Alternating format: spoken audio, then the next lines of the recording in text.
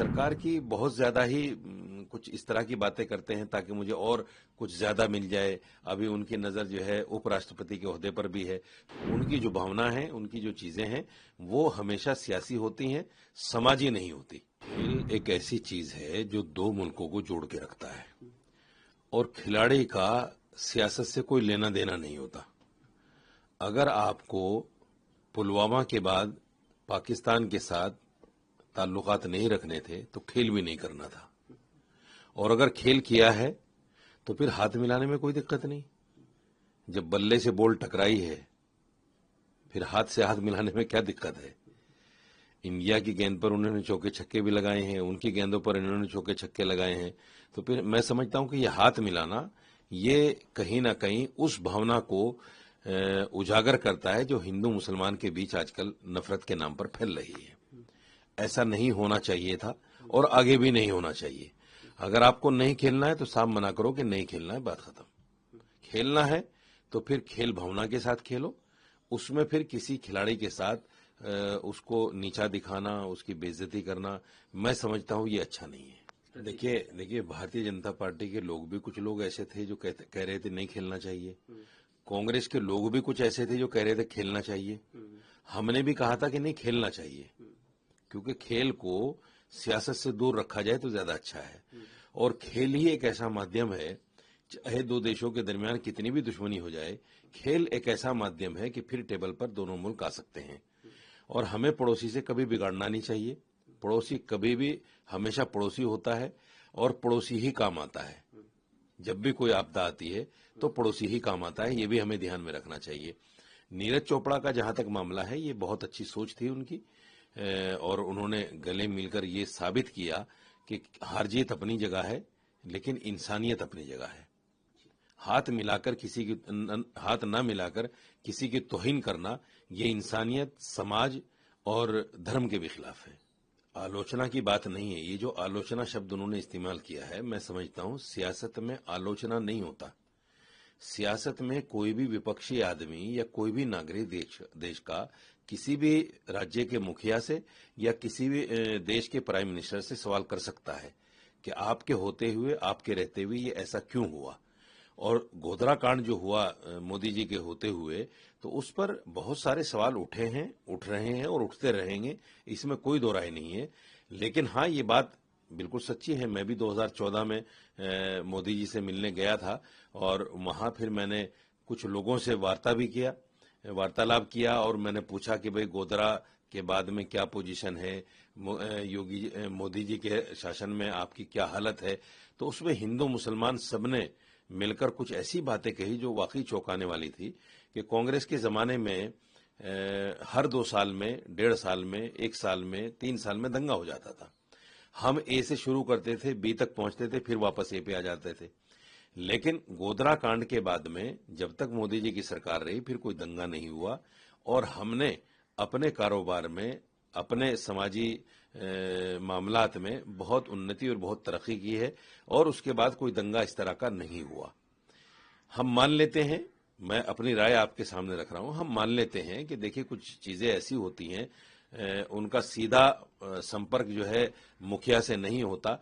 कई बार कुछ दूसरे लोग भी होते हैं जो उस काम को कर जाते हैं। उस वक्त में प्रवीण तोगड़िया का बड़ा जबरदस्त वहां पर असर और रसूख था और उसी की वजह से ये सारे काम हुए भी। लेकिन हाँ, पूछा जरूर जाएगा मुख्यमंत्री से, जो भी उस वक्त का मुख्यमंत्री, तत्कालीन मुख्यमंत्री, क्योंकि मोदी जी थे तो सवाल उन पर होंगे और हुए हैं और होते रहेंगे।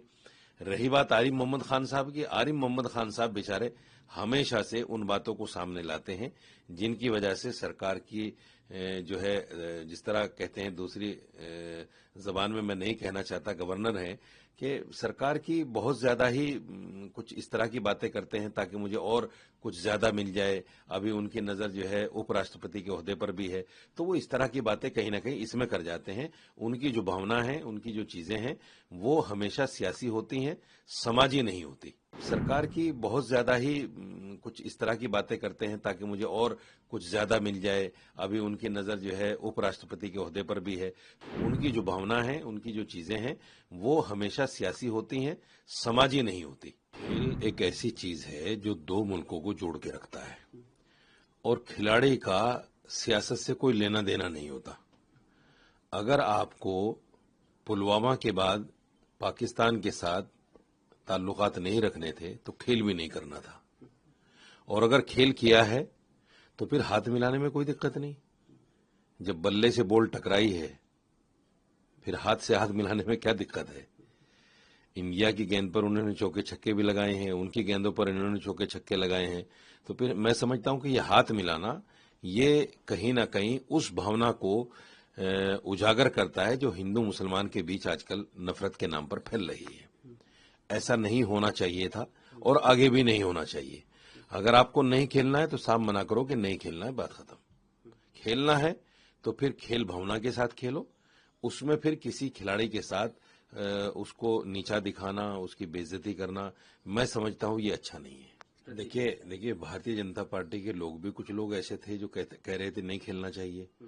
कांग्रेस के लोग भी कुछ ऐसे थे जो कह रहे थे खेलना चाहिए। हमने भी कहा था कि नहीं खेलना चाहिए, क्योंकि खेल को सियासत से दूर रखा जाए तो ज्यादा अच्छा है।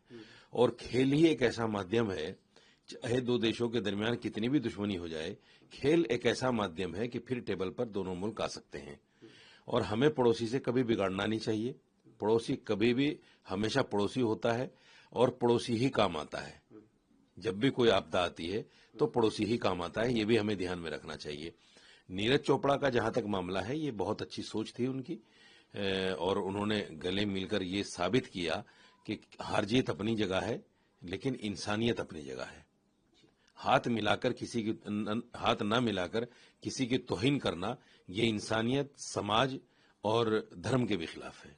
आलोचना की बात नहीं है। ये जो आलोचना शब्द उन्होंने इस्तेमाल किया है, मैं समझता हूं सियासत में आलोचना नहीं होता। सियासत में कोई भी विपक्षी आदमी या कोई भी नागरिक देश का किसी भी राज्य के मुखिया से या किसी भी देश के प्राइम मिनिस्टर से सवाल कर सकता है कि आपके होते हुए, आपके रहते हुए ये ऐसा क्यों हुआ। और गोधरा कांड जो हुआ मोदी जी के होते हुए, तो उस पर बहुत सारे सवाल उठे हैं, उठ रहे हैं और उठते रहेंगे, इसमें कोई दो राय नहीं है। लेकिन हाँ, ये बात बिल्कुल सच्ची है। मैं भी 2014 में मोदी जी से मिलने गया था और वहां फिर मैंने कुछ लोगों से वार्तालाप किया और मैंने पूछा कि भाई गोधरा के बाद में क्या पोजीशन है, मोदी जी के शासन में आपकी क्या हालत है। तो उसमें हिंदू मुसलमान सबने मिलकर कुछ ऐसी बातें कही जो वाकई चौंकाने वाली थी कि कांग्रेस के जमाने में हर 2 साल में, 1.5 साल में, 1 साल में, 3 साल में दंगा हो जाता था। हम ए से शुरू करते थे, बी तक पहुंचते थे, फिर वापस ए पे आ जाते थे। लेकिन गोधरा कांड के बाद में जब तक मोदी जी की सरकार रही, फिर कोई दंगा नहीं हुआ और हमने अपने कारोबार में, अपने समाजी मामलात में बहुत उन्नति और बहुत तरक्की की है और उसके बाद कोई दंगा इस तरह का नहीं हुआ।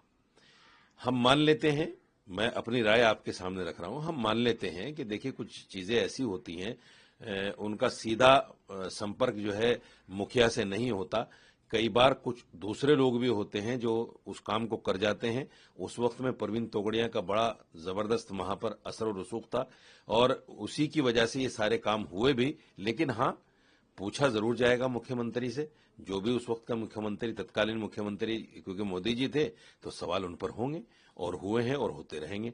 रही बात आरिफ मोहम्मद खान साहब की, आरिफ मोहम्मद खान साहब बेचारे हमेशा से उन बातों को सामने लाते हैं जिनकी वजह से सरकार की जो है, जिस तरह कहते हैं दूसरी जबान में मैं नहीं कहना चाहता, गवर्नर हैं, कि सरकार की बहुत ज्यादा ही कुछ इस तरह की बातें करते हैं ताकि मुझे और कुछ ज्यादा मिल जाए। अभी उनकी नजर जो है उपराष्ट्रपति के ओहदे पर भी है, तो वो इस तरह की बातें कहीं ना कहीं इसमें कर जाते हैं। उनकी जो भावना है, उनकी जो चीजें हैं, वो हमेशा सियासी होती हैं, समाजी नहीं होती।